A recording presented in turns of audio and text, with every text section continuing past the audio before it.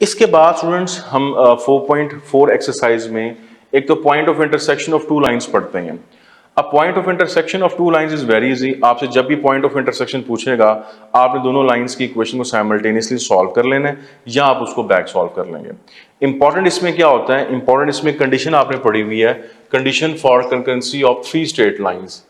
तो हम लिख रहे हैं condition of concurrency of three straight lines. अब कंकरेंट का मतलब क्या होता है कि तीनों लाइंस एक पॉइंट के ऊपर मीट कर रही हैं। जब आप कंकरेंसी की बात करते हैं तो असल में जो लाइंस हैं वो इस तरह से हैं, एक line, second line, third line, ये तीनों लाइंस एक पॉइंट में से पास कर रही हैं, इसे आप कहते हैं कंकरेंट। अब इसके लिए कंडीशन है बेसिकली जो आपने पढ़ रखी हुई है, और वो कंडीशन क्या है? कंडीशन ये है कि लाइन L1 अगर a1x plus b1y plus c1 is equal to 0 और लाइन L2 जो है वो a2x plus b2y plus c2 is equal to 0 और लाइन L3 की equation a3x plus b3y plus c3 is equal to 0, तो condition हम यूं लिखते हैं कि a1 b1 c1 a2 b2 c2 a3 b3 c3 determinant is equal to 0। This is called condition of concurrency of three straight lines.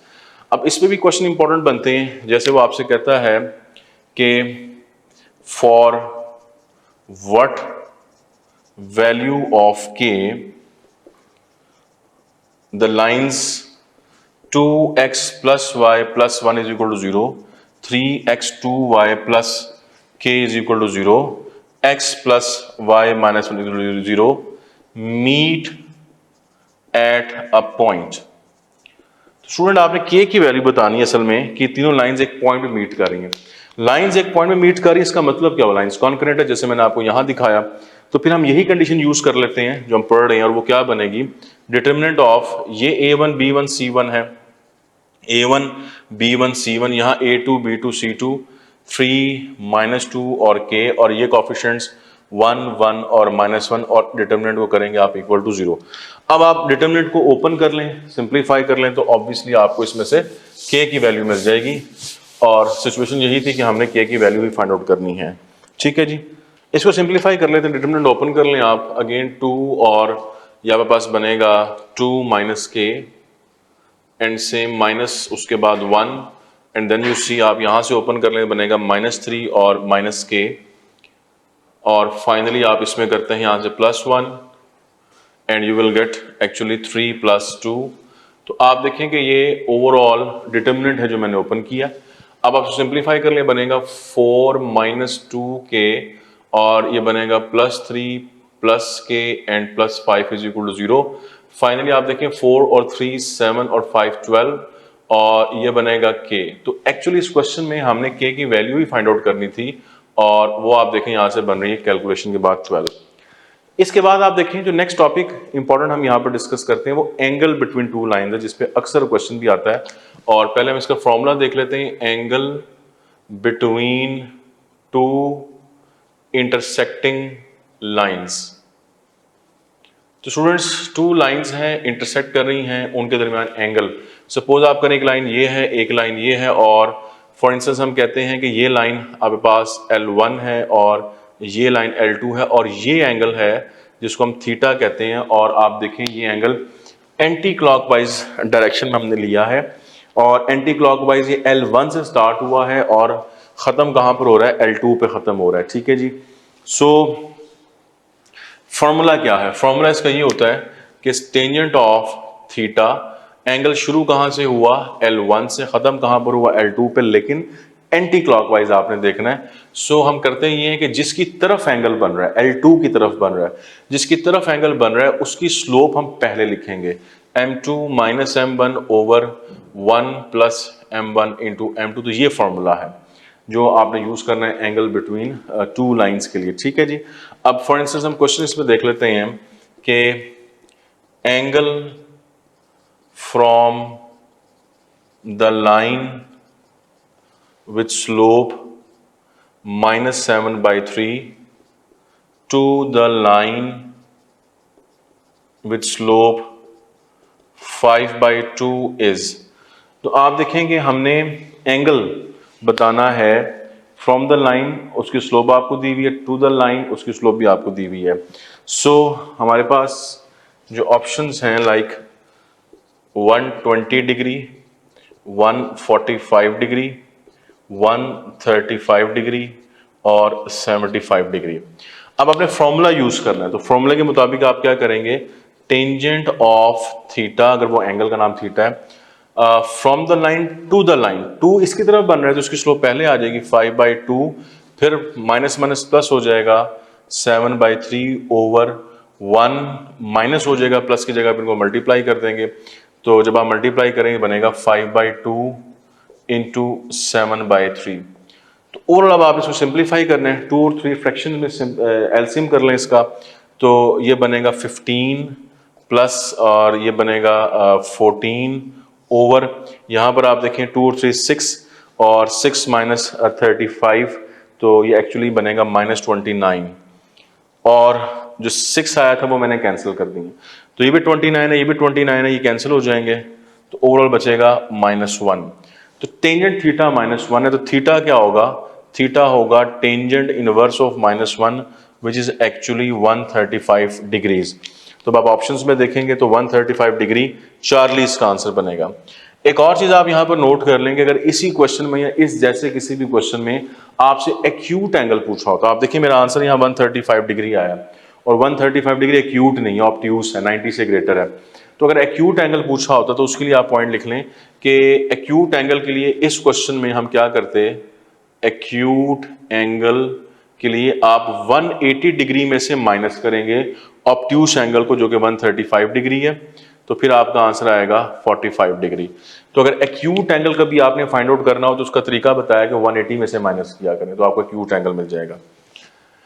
इसके बाद student हम चलते हैं इस चैप्टर के लास्ट टॉपिक की तरफ, 4.5 की तरफ, और आपने पढ़ा हुआ that is homogeneous equation of second degree. तो उसके बारे में हम डिस्कशन करते हैं और इस होमोजेनियस इक्वेशन हम देखते हैं, homogeneous equation of second degree. So homogeneous equation of second degree, तो पहले तो आप रिकॉल करें कि इसकी फॉर्म क्या थी, जनरल फॉर्म इसकी थी ax² + 2hxy + by² = 0। स्टूडेंट्स ये इसकी जनरल फॉर्म थी। अब इसके बारे में पॉइंट्स क्या हैं, की पॉइंट्स आप देखें। सबसे पहला पॉइंट ये है कि ये जो होमोजेनियस इक्वेशन है सेकंड डिग्री की, जिसको हम क्वाड्रेटिक होमोजेनियस इक्वेशन भी कहते हैं, ये रिप्रेजेंट करती है पेयर ऑफ स्ट्रेट लाइंस को। तो सबसे पहले हम लिख रहे हैं कि ये जो है लाइन, ये इक्वेशन ये represents pair of straight lines, बल्कि इसको यूं भी देखेंगे straight lines passing through region. वो लाइंस हमेशा कहां से पास करती हैं, पासिंग थ्रू रीजन। वो लाइंस हमेशा ओरिजिन से पास करती हैं। दूसरी बात आपने देखनी है कि वो जो लाइंस बनती हैं, उन लाइंस की नेचर डिस्कस करने के लिए हम डिस्क्रिमिनेंट यहां पर पढ़ते हैं, उसका फॉर्मूला है h² - ab। h² ab ये कहां से आएंगे, h आपको मिलता है इस इक्वेशन में, ये टर्म जो है इसको हम कहते हैं प्रोडक्ट टर्म, जो कि x और y मल्टीप्लाई है। तो आप देखिए प्रोडक्ट टर्म का जो कोफिशिएंट है दिस वन, इसको हाफ कर दें तो ये क्या निकल आएगा, h। तो h के बारे में आपने याद रखना है, प्रोडक्ट टर्म के कोफिशिएंट का हाफ करना होता है। और a और b कहां से मिलते हैं, x² कोफिशिएंट और y² कोफिशिएंट आपको a और b दे देंगे। अच्छा, अब हम डिसाइड क्या करने लगे, ये डिस्क्रिमिनेंट हमने कैलकुलेट कर लिया। अगर ये discriminant h² - ab greater than 0 हो तो फिर हम कहते हैं जो लाइंस हैं those are real and distinct. तो अक्सर टेस्ट में आपसे क्वेश्चन पूछा जाता है, लाइन देके वो पूछता है कि लाइंस की क्या नेचर होगी। इसी तरह अगर ये लेसर देन 0 हो तो फिर लाइंस होती हैं इमेजिनरी, और अगर ये इक्वल टू 0 हो तो लाइंस होती हैं रियल एंड को incident. So this is very important कि आप इन रिजल्ट्स को याद रखें, क्वेश्चन आएगा तो आप कैलकुलेट करके बताएंगे। फिर अगली बात आप ये याद रखें इसके बारे में कि जो लाइंस बनती हैं, इन लाइंस के दरमियान एंगल अगर फाइंड आउट करना हो तो एंगल फाइंड आउट करने के लिए एक तो मैंने आपको ये फॉर्मूला बताया था, लेकिन इस स्पेशल केस के अंदर जो आप पढ़ रहे हैं इसके लिए हमारे पास एक स्पेशल फॉर्मूला होगा, हम उसको डिस्कस कर लेते हैं। तो हम कहते हैं angle between the lines represented by यही ax square plus 2hxy plus by is equal to 0। तो जो एंगल है वो क्या होगा, उसके लिए फॉर्मूला है, हम यूज करते हैं टेंजेंट ऑफ थीटा। अगर हम एंगल थीटा सपोज कर लें, फॉर्मूला है 2h स्क्वायर माइनस ab का square root over a plus b। ये फॉर्मूला है जो एंगल फाइंड आउट करके देगा उन लाइंस के दरमियान जो इससे बनती हैं। फिर आप देखें कि इसमें भी रिजल्ट्स हैं। रिजल्ट नंबर 1 आप देखें, फर्स्ट ऑफ ऑल हम कहते हैं कि इफ द लाइंस आर, वो जो लाइंस है, if the lines are orthogonal, orthogonal का मतलब है परपेंडिकुलर एक्चुअली, ठीक है जी।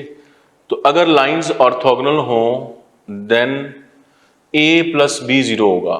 दिस इज वेरी इंपॉर्टेंट, इसको याद रखिए, अक्सर बात पूछी जाती है कि a प्लस बी 0 का मतलब क्या हुआ कि x स्क्वायर और y स्क्वायर के जो कोफिशिएंट्स हैं इनका सम 0 होगा। दूसरी बात, if the lines are coincident, ये बात पहले भी हो चुकी है, फिर दोबारा भी हम यहां लिखते हैं, if the lines are coincident then, ये जो आप फॉर्म देख रहे हैं H square minus A B, ये 0 होगी। ये बात आपने यहां पर भी देखी है, ठीक है जी, वो हम इधर भी रिलेट करते हैं। अब हम एक क्वेश्चन करते हैं और उस क्वेश्चन के ऊपर ये सारी इंफॉर्मेशंस जो मैंने बताई हैं इसको प्रैक्टिस करते हैं। और मैं बता रहा हूं कि दीज आर इंपॉर्टेंट थिंग्स, इनको अच्छी तरीके से आप करें। 4.5 में लिमिटेड नंबर ऑफ क्वेश्चंस आपको दिए हुए हैं जो कि आपने देखने हैं। तो लेट्स स्टार्ट। सबसे पहले हम करते हैं कि हमारे पास एक इक्वेशन है X square minus X Y plus 6y square. ये एक क्वाड्रेटिक होमोजेनियस इक्वेशन है जो मैंने कंसिडर कर ली है। अब आप देखें कि इसमें आपने ये सारी बातें कैलकुलेट करनी, मैंने साइन चेंज किया, इसको -6 कर लिया। सबसे पहले तो हमने क्या देखना है कि ये पेयर ऑफ लाइंस को रिप्रेजेंट करती है, वो लाइंस कौन सी हैं। तो उन लाइंस के बारे में अगर आपसे पूछा जाए कि वो लाइंस कौन सी हैं, तो उसके लिए आप क्या करेंगे, इसकी फैक्टराइजेशन करें या क्वाड्रेटिक फॉर्मूला यूज करें।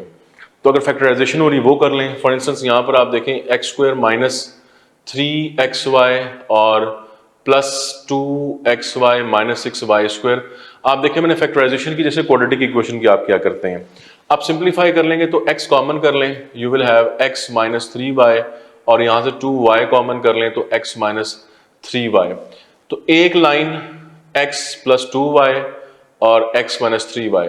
तो आप देखें जो इससे लाइंस बनती हैं ऑप्शंस के अंदर, वो लाइंस कौन सी होंगी, वो ये वाली लाइंस होंगी x प्लस 2y और x minus 3y equal to 0। तो पहली बात तो ये कि फैक्टराइजेशन करनी है, अगर फैक्टराइजेशन ना हो रही हो तो क्वाड्रेटिक फॉर्मूला लगा दें।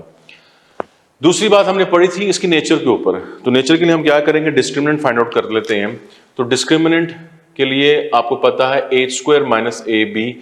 एच मैंने आपको क्या कहा था, प्रोडक्ट टर्म के कोफिशिएंट का हाफ। अब ये प्रोडक्ट टर्म है और इसका कोफिशिएंट यहां पर क्या है -1 और उसका आप हाफ करेंगे तो क्या मिलेगा आपको h। तो h की जगह पर हम लिख रहे हैं -1/2 इसका स्क्वायर। a मैंने कहा था x square coefficient which is 1 और b y square coefficient which is actually -6। अब आप देखिए क्या बनेगा, ये बनेगा 1/4 और प्लस 6 विच इज 25/4। एक्चुअली ये पॉजिटिव है। तो डिस्क्रिमिनेंट अगर पॉजिटिव हो स्टूडेंट्स, तो अभी हमें रिजल्ट देखे थे लाइंस फिर क्या होती है, रियल एंड डिस्टिंक्ट। तो इसमें जो लाइंस बन रही हैं बेसिकली, अगर क्वेश्चन ये हो कि या इक्वेशन दी हो और लाइंस की नेचर पूछी हो ऑप्शन में, तो ये कैलकुलेशन करने के बाद आंसर आप बताएंगे कि लाइंस असल में क्या है, रियल एंड डिस्टिंक्ट हैं। उसके बाद हमने क्या पढ़ा, लाइंस में एंगल फाइंड आउट करने के लिए।